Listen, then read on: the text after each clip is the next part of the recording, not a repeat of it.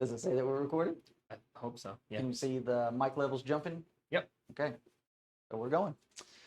All right. Sorry for the delay. That was on me for getting stuff this morning. But we will go through as much as we can, as fast as we can. I think we're actually almost done with chapter 10 from where we stopped last time, so we'll be able to move into chapter 11. So just quick review. What are we dealing with in chapter 10? Liberty. All right, liberty in what regard? Eating, not eating. I think you're right. Go ahead and finish what you're going to say. Always go with your first answer. Go with your gut. Yeah, I think somebody else was answering. Eating meat, not eating meat. Okay, so we're dealing with the same topic of material that was mentioned in chapter 8 that he started. He diverted a little bit into chapter 9, which really he didn't. We're still on the same topic of Christian liberties and making decisions of things that are not inherently sinful, things that are, completely right for us to do, but could in fact be a hindrance to the gospel, things that are not in fact expedient. So in chapter 10, we are, as was said, mentioning about eating meats or not eating meats, what is further in the context, what else is being attached to the eating of these meats. The place. Sacrificing to idols or Okay. in temples or something. Going into the temples versus the market. Okay, so what about eating meat in the temple? Fellowshipping. Okay, so you are actually involved, you are in communion with them in what they're doing. And how did Paul illustrate that? He used something that we do. Well, the Lord's Supper. Okay. And then they do their supper of some kind. Okay, so the Lord's Supper, is that just us taking bread and drinking grape juice? No, we're communing together. Mm-hmm. So we're being brought together in unity and in fellowship. So the same principle is going to be found when you go to the temple and you're partaking and you're eating the meat there in the temple. You cannot separate the two, even though we realize an idol is nothing. So we mentioned that the last time we were together, that Paul is not changing his position. So are you saying that an idol is nothing when it's, just us out here, but it is something when it's in the temple? No, it's still nothing. But now you've moved yourself into a position or into a place where you're being surrounded by these idol worshipers and these pagans. And what are they going to be thinking when you are in there eating with them? That you're in fellowship with them. Okay, that we're all together, that you're worshiping with us. All right. So eating in the temple is a no. What about eating the meat when it's being sold in the marketplace? You don't ask. Okay, all right. Do not ask for conscience sake. If it's because at the end of the day, it's just meat. So you're in the marketplace, you're buying meat, you do not have to ask every vendor, what was this offered to an idol? Now, what if the vendor tells you? Then don't take it. Okay, then you don't take that because he, being an idolater, is going to look at that from the standpoint of, okay, I'm telling you this has been offered to an idol, you buy it, what are you going to go home and do with it? Worship. So in the shambles, we're looking at it from the standpoint of, you just don't ask. It's kind of like the military position, you don't ask, don't tell. Just buy the meat, there's nothing wrong with it. All right, you're invited to a non-believer's home. You're invited to an idolatrous person's home and they're wanting you to eat the meat. What do you do there? Eat it, but don't ask questions. Okay, it's the same thing as in the marketplace. Just go and eat. Don't raise any suspicion. Don't even ask about it. But what if the host brings it up? And don't eat it. Okay, you do not eat it. And Paul says the reason why you're not eating it is mentioned here on the screen, verses 27, 28. If any of them that believe not bid you to a feast and you be disposed to go, whatsoever set before you, eat, asking no question for conscience sake. That's your conscience, and it's also for the sake of the conscience of the one that's invited you. But, verse 28, if any man say unto you, this is offered in sacrifice unto idols, eat not, notice, for his sake. So I'm not doing it for me, because what is my mentality? My mentality is an idol is nothing. This is just meat. The meat comes from God. Everything that is here has come from God. So I have every right to eat, but I'm not eating it for his sake that showed it and for conscience sake. For the earth, as it says here, for the earth is the Lord's and the fullness thereof. So in fact, we have Paul laying out for us, or in reality, we have God laying out for us, every situation is not going to be the same. You're not going to treat every situation the same. That in fact, you have degrees that where a situation might be okay, but then you start taking it to the next degree, and it's like, no, we can't do that. And I believe that we made some illustrations of that last time that we were together. So here's another one that I actually meant to bring up last time, but I forgot to. So while I was in preaching school, they had a rule for all the students that you are not allowed to wear shorts outside of your apartment. Now, is there anything intrinsically wrong, sinful about wearing shorts? No. All right.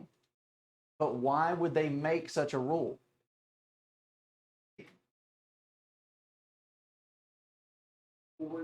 Okay, you have, all right, because you would have some people that they are not going to have the same type of knowledge about clothing, proper decorum, what is modest in connection with what the Bible teaches, to where it's just going to be easier to just go ahead and say, well, nobody wear any shorts outside of your apartment.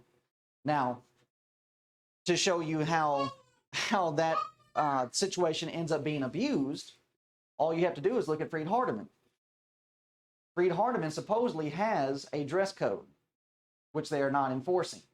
Nope. And the dress code is that if you're wearing shorts or a skirt, that it's supposed to be able to reach down to the knee, and that if you sit or if you're standing, it should only raise driver's license out. All the students have to carry a photo ID, and that is not supposed to go above, the hemline's not supposed to go above your photo ID from your knee. Well, guess what everybody started doing? Are you talking about like this? Or are you talking about like this? Which that's a big bit of difference when we're talking about sitting down and standing as to how far your dress or skirt shorts are actually reaching. To where now the students of Freed Hardeman, especially the girls and even some of the guys, I mean, they're out there wearing, things that you just expect worldly people to be wearing. So that's why the preaching school that I went to just said, well, we're not even going to put up with that. Just don't wear shorts outside of your apartments. Because what do people do? You give them an inch, just like with that card. You give them an inch, they take a mile. And so we're seeing, and so for that matter, Memphis had every right to do that. I was perfectly fine with it because I understood the principle. You're going to have some people that are going to be coming and they're not going to know how to dress. And they see me wearing shorts, them not knowing how to dress, what is that going to allow them to do? Wear the shorts they're using. Yeah, exactly. So now it's just a thing of just don't even do it. And that's fine for a time, but even as we're saying, we're supposed to be trying to teach people and help them to understand. This is what's needing to be done. This is proper decorum. Verse 29, he goes on further and says, conscience, I say, not thine own, but of the other. For why is my liberty judged of another man's conscience? So here we have another regulation on our liberty. Liberty is regulated by another's conscience. We're to be looking out for others instead of simply just thinking about ourselves. Now, we need to make a distinction on what we're discussing here. And we need to make a clear distinction on what we're talking about. We are discussing doing something to lead another to violate his conscience, which in chapter 8, Paul says that if you do something and it leads somebody to violate their conscience, you have sinned against them and you have sinned against Christ. For them it will be a sin. That's where Romans chapter 14 is going to come into play. Things that are not by faith, they are sin. That's not talking about things that are clearly recorded as doctrinal points. In Romans chapter 14, he is discussing the very same thing that we're discussing here about people respecting different days. Okay, fine. If that's the day that you want to respect and observe as being a day that you are engaged in Bible study and religious things, fine, have at that. And if I end up doing something or you end up doing something that is not in accordance with faith, then it ends up being with sin. It's in matters of conscience. It does not mean, however, that here is a man that objects to something that then I do not have liberty to be involved in that thing. So here's an example. While I was at preaching school, we had a guy, he was in my class and he was from Alabama.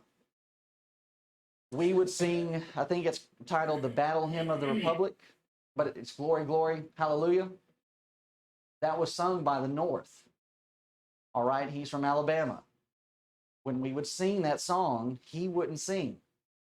And one day he approached one of the other students who would sing that song regularly.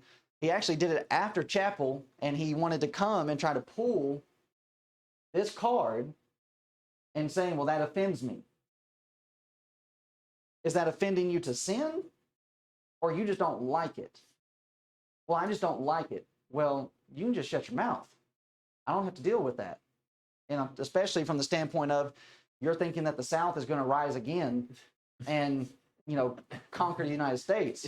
I mean, it's just like you are clearly on the wrong side of things if you're wanting to get upset about, that hymn. So that's what individuals will try to do with this. Well, I don't like that you're doing that, so you don't need to do it. Wait, does it just make you upset? You just don't like it? Or is it actually bothering your conscience to where you view this as being sinful? Well, no, I just don't like it. Well, you can just keep your opinion to yourself and just get over it. If we're not dealing with actual situations where you're viewing this as being sinful, then I don't need to hear what you've got to say. Just because you object to something does not mean I have to refrain. If my doing it would move you to do it and then end up violating your conscience, now that's what we're talking about. But just something that you find unpleasant or makes you upset or angry, that's not what we're dealing with. So verse 30 and 31. For if I by grace be a partaker, why am I evil spoken of for that which I give thanks? So he's moved back to the initial question of just eating meats in general. We've left the temple, we've left the shambles, we left the man's house. Now it's just Paul by himself. For if I by grace be a partaker, why am I evil spoken of for that for which I give thanks? Here's this meat, I've bought it. Okay, I'm partaking of this meat, but it's by the Lord's grace, and then on top of that, I'm giving thanks to God for what I've got. Whether therefore you eat or drink or whatsoever ye do, notice this, do all to the glory of God. So here's pretty much the conclusion that Paul is putting on this.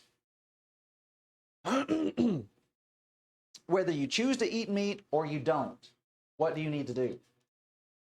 Make sure that you're giving thanks for it and that what you're doing is for the glory of God.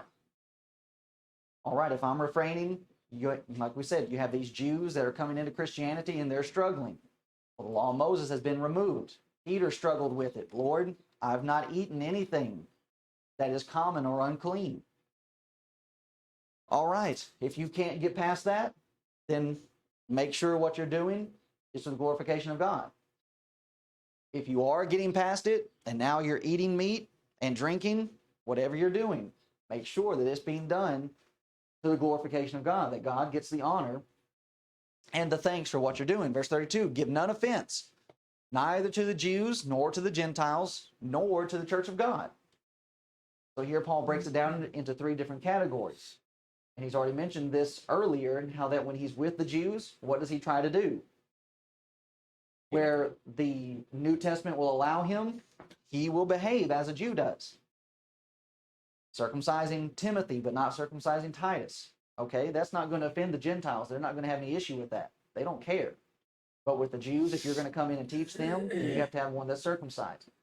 With the Gentiles, okay, where I can go and be as the Gentiles are, eat what they eat, so on and so forth, that does not go against what Christ has taught, then I'll do that. But then we have another category, nor to the church of God. We have to be on the lookout for those that are inside of the body of Christ who do not have the knowledge, going back to chapter 8, that we would have, to where I'm not going to give any type of offense to them either. Even as I please all men in all things, not seeking mine own profit, but the profit of many, that they may be saved. That's the ultimate goal, is that we are trying to help as many people as we can make it to heaven, where Paul says in chapter 8, if I have to stop eating meat for the rest of my days, I'll do that, just so that I can see somebody be saved. So here's the area we're discussing, areas that would lead a man to violate his conscience, things that are neither right nor wrong. Eating meat is fine, but if one could not separate from idol worship, he violated his own conscience. In this chapter, we've distinguished between the meats. The source of the meat is God, it's not Satan, so meat is pure. Therefore, in right circumstances, it's fine to eat the meat, but other circumstances, it would be wrong.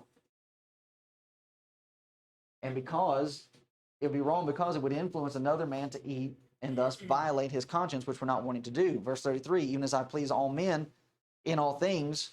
This chapter, so here's another example that we discussed previously about chapter breaks. It's unfortunate that we have chapter 10 and chapter 11 appearing as though they're separate, when in fact they're needing to go together. Because this is an area where we need to make sure that we are in fact imitating or mimicking, as Paul is going to say, 1 Corinthians 11 verse 1, be ye followers of me, even as I also am of Christ. Okay, Paul, how are we needing to imitate, follow you? Even as I please all men in all things, not seeking mine own profit, but the profit of many, that they may be saved. This is the ultimate goal. For those, the things that we're doing inside of the Lord's body with one another. Why are we involved in these things? So that people can be saved. Why are we doing the things that we're doing outside of the church? Mindful of them and looking after them, because we want them to be saved. And thus, it's in this area that we need to make sure that we're doing our very best to imitate. That's what that word follow literally can be translated as. We are imitating and we are mimicking Paul. Well, why are we doing that? Because he mimicked and he imitated Christ. So it's really not a situation where it's like, oh, well, you're just following Paul. That would go against the very thing that he was teaching back in chapter 1, that we're not supposed to be following men. We're following Paul because he's following Christ. Recognize in liberty there are in fact limitations. And abide by these when it is for the profit of another. Thus, he moves into chapter 11. Now in chapter 11, we have certain areas where a lot of people want to try to focus. So we need to deal with, number one, in moving into chapter 11, what is chapter 11 actually about? Now, in chapter 11, we're moving into a new topic of discussion where we're dealing with problems in worship. So we're leaving liberty to a degree, now moving into the area of, here are some things that are popping up and it's messing up the worship that these brethren are actually involved in and engaging in. Chapter 11, 12, and 14 deals with this topic.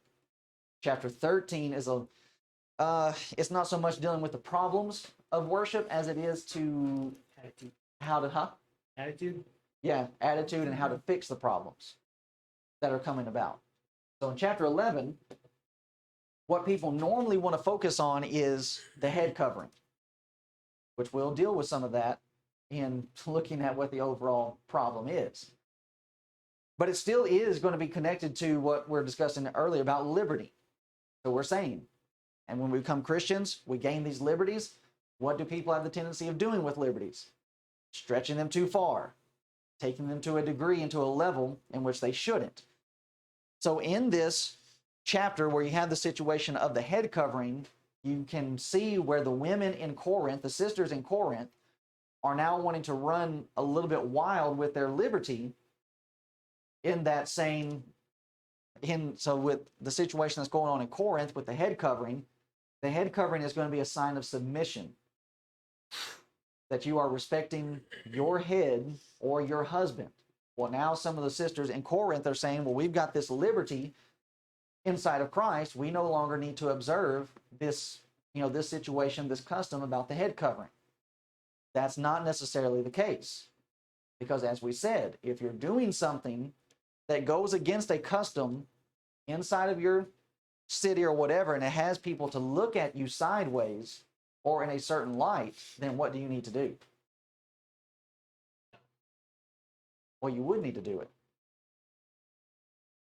If you end up letting go of a custom and it causes, I should have worded it this way, and it causes society to look at you negatively, then you need to go ahead and observe that custom. That is going to restrain your liberty. Like the jeans and Fiji, Okay, wherever you're right. So being overseas, and the ladies, when they are out in public, and I mean, even for that matter, even when they're at home, because there's no telling when some, like your neighbor's just going to come in. There really is no set boundaries with them inside of their culture. They're wearing dresses or skirts, because if you wore pants, you were viewed as being loose and just being rebellious. So my sister, my mom, for the 5 years that we were there, they wore skirts out in public, okay, because we don't want to be viewed negatively. So in this chapter, what we're ultimately dealing with, it is the relationship of man and woman, and it's dealing with authority. And that is being manifested, or is being shown and symbolized by the covering of the head. So the question of the covering, which oftentimes comes up, well, are we talking about her hair, or are we talking about her veil? Either way you cut it, we're discussing the same thing. We're going to come to the same conclusion. Now, some, as we said, or as we have said, some individuals want to be hard-lined. They want to be hard-nosed about, well, it is the hair or it is the veil. When you're looking at what Paul is writing and what Paul is saying, he's jumping back and forth between talking about being covered and being shaved. So if we're talking about one topic, why would we switch terms like that? And the words are not the same. So he's clearly talking about two different types of things. So either way, you come to the same conclusion. And what is controlling this is custom. It's not doctrine. So even here, we have another regulation to where, okay, if you are in a certain area and they have this custom that does not go against anything that the Bible teaches, then you need to try to observe that custom. Because as we said, it's all about trying to save as many people as we can. So if one argues that it's a veil, it's something that they're wearing on top of their head, still, it's a sign of submission. If one argues that it's the hair, then you're still dealing with the distinction between man and woman. It still boils down to a sign of submission, that you're recognizing and observing that there's somebody above you. So now those who argue it's a veil, here's what they end up having to uphold. We're not talking about a hat. We're not talking about a little doily. We're not talking about headbands. When we're talking about first century and practicing wearing a veil, this is what we're talking about. Now, the reason why I bring that up is because you have Wayne Jackson, which he just recently passed away. But Wayne Jackson and his group out in California, they are a section inside of our brotherhood that says, well, women need to cover their heads and they need to wear a veil. Well, they're not following what the Bible says about wearing a veil. All they wear is like a little, I don't even know how to, like you see it in the Lord's Supper plates. You have these little doilies, but even they take it to a even more limited degree where it is just like a headband. Well, that's not covering anything, number one. And then number two, when you start looking at other examples in the scriptures where people are described as being wearing a veil, Ruth 3:15. Also he said, bring the veil that thou hast upon thee. All right, so here's our topic. Now notice what she's going to do with this veil, and hold it. When she held it, he measured 6 measures of barley and laid it on her, and she went into the city. So we are talking about a piece of fabric that is large enough to hold 6 measures of barley. I don't see a doily being able to carry that. Or one of these little headbands that Wayne Jackson has his group wearing. This is the kind of veil, and this is Israel. This is Old Testament Israel.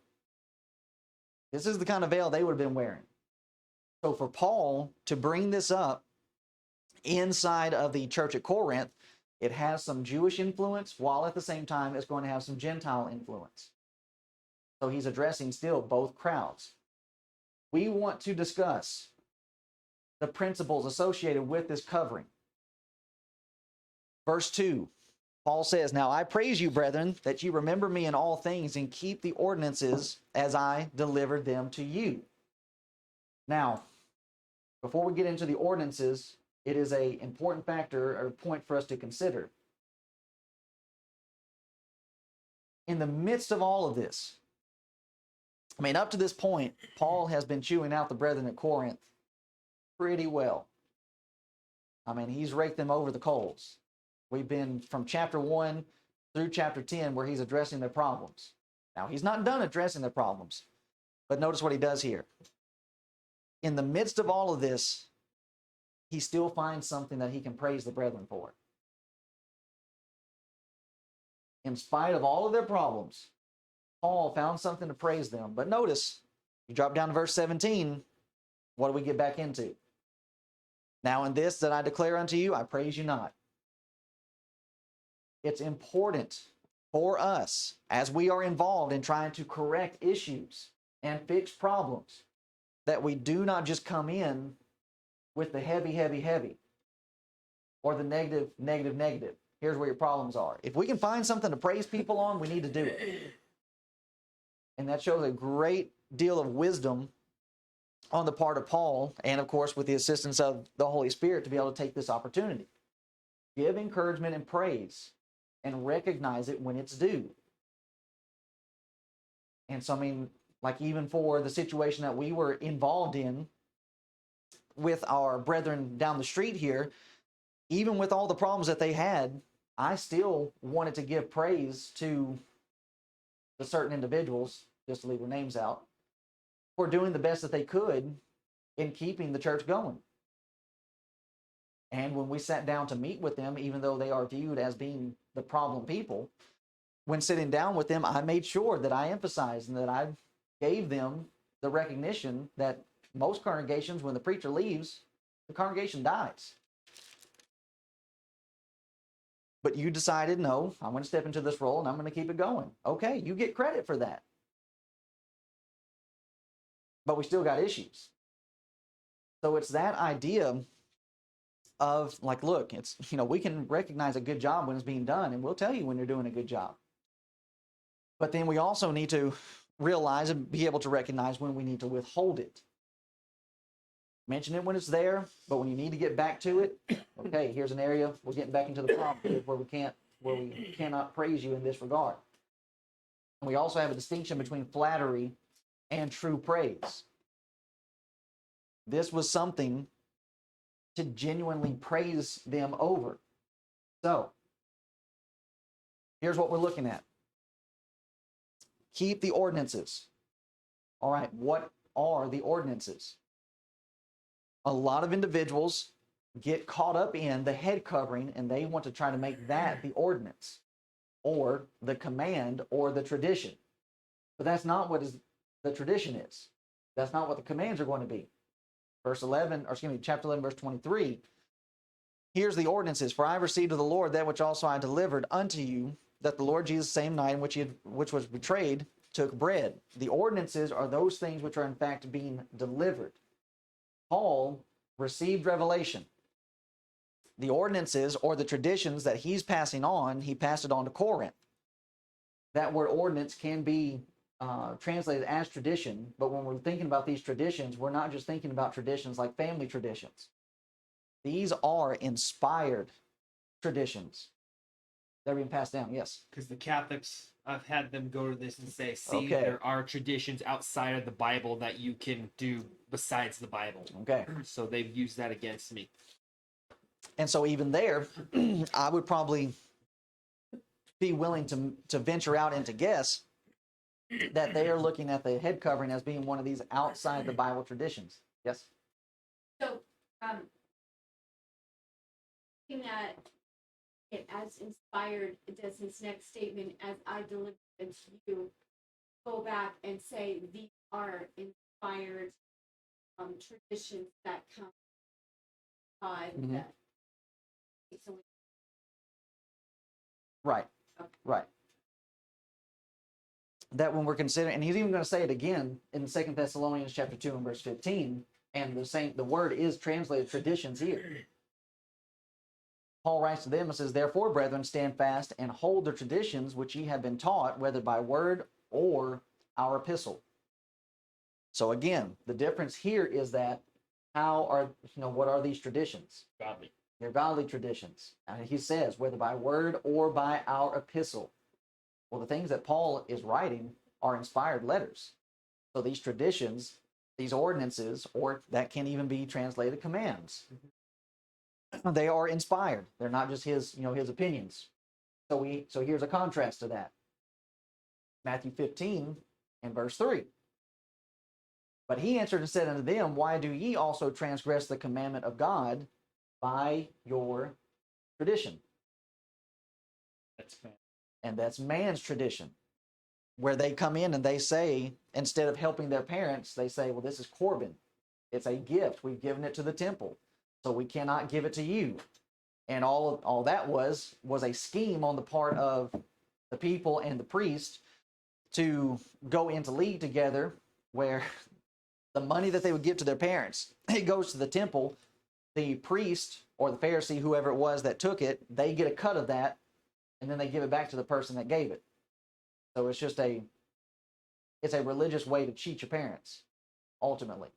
But that was one of their traditions that the Pharisees came up with.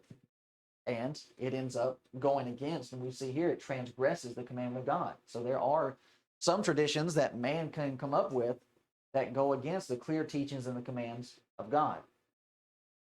All right, we're at 11 o'clock. We got to verse 3 of chapter 11. We really still did not get into the head covering stuff.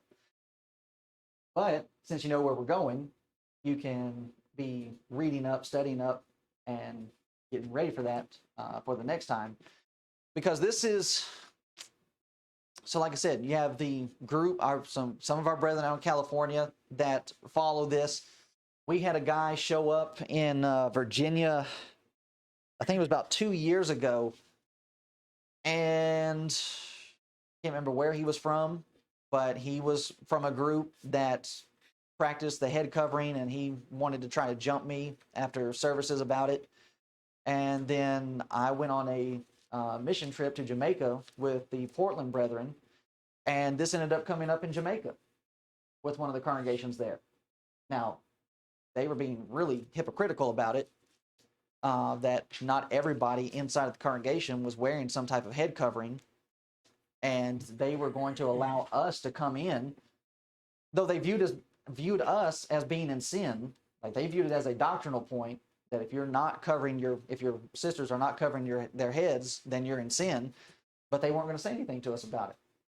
And part of that was because we were helping them with their vacation Bible school and so on and so forth. And it's just like, well, if that's how you're treating this, where you're not willing to, disrupt your vacation Bible school, then why are you even making it an point of argumentation at all? And Paul is going to say it really boils down to being a contention and a custom that's not viewed in the churches as a whole. So that is a point to make as we close this. This is the only place where we find discussion about the head covering. He doesn't write about it in Galatians, Ephesians, Colossians, Philippians, because it was not a custom in those cities. The only place that we have it being brought up is here in Corinth. And he'll even address that in verse 16, I believe it is, where he says, we have no such custom in the church. So while you're here in Corinth, this is what you're doing, but when you go other places, it's not going to be a problem. So, any questions, comments, thoughts from moving from chapter 10 into this brief introduction into chapter 11? Okay. Well, this is a fun chapter. So if you have a chance to look over it, I would encourage you to do that for our next time together. And so if there's nothing else, then we'll break a little bit for our next assembly.